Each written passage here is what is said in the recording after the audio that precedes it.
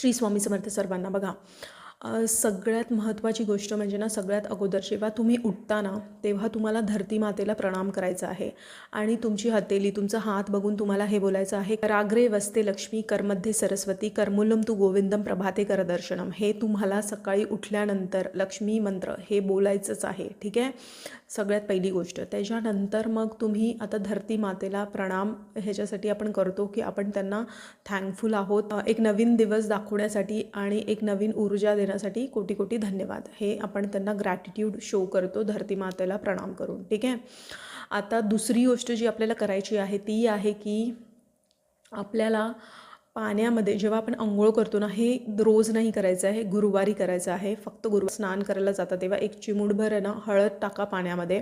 आता ह्याच्या पाठचं रिझन पण मी तुम्हाला सांगते, ह्या सगळ्या गोष्टी का केल्या पाहिजेत. ठीक आहे, चिमूटभर हळद टाका आणि त्याच्यानंतर मग तुम्ही ती अंघोळ करायचं, फक्त गुरुवारचाच हा उपाय करायचा आहे.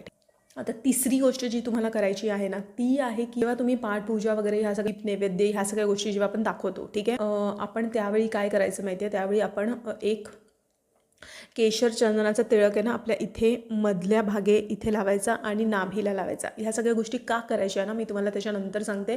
ह्या सगळ्या गोष्टी बघा, हे सगळं मी पण आहे ना, एक वेळ अशी होती जेव्हा मी हे सगळ्या गोष्टी ना इतकं काही बिलीव्ह नाही करायची, पण आता तर मला कुंडली वगैरे ह्या सगळ्या गोष्टी समजतात, त्यामुळे मला या सगळ्या गोष्टी किती इम्पॉर्टंट आहे त्याचा इम्पॉर्टन्स मी तुम्हाला नंतर सांगते. ठीक, चौथी जी गोष्ट जी करायची आहे ती तुम्हाला गुरुवारी जेव्हा जितकं होऊ शकेल तितकं पिवळं घालायचा प्रयत्न करा. पिवळ्या गोष्टी स्वामींना अर्पण करण्याचा प्रयत्न करा, जसं चाफ्याची फुलं झालं, बेसनचा लाडू, पुरणपोळी, भजी, या सगळ्या गोष्टी तुम्ही नैवेद्यामध्ये ठेवा. ठीक आहे, आता या सगळ्या गोष्टी पिवळ्याच का कराव्या, गुरुचं पाठबळ भेटायला लागतं. तर गुरुचं पाठबळ म्हणजे काय की आपल्या आयुष्यात कुठली तरी दैवीय शक्ती आणि ती गुरुच्या रूपात असणे खूप गरजेचं आहे आपल्याला मार्गदर्शन करण्यासाठी. ठीक आहे, तुमचं पाठबळ म्हणजे तुम्हाला ना इष्टदेवतांशी तुमचं कनेक्शन चालू होतं. तर इष्टदेव म्हणजे तुमचे फेवरेट देव.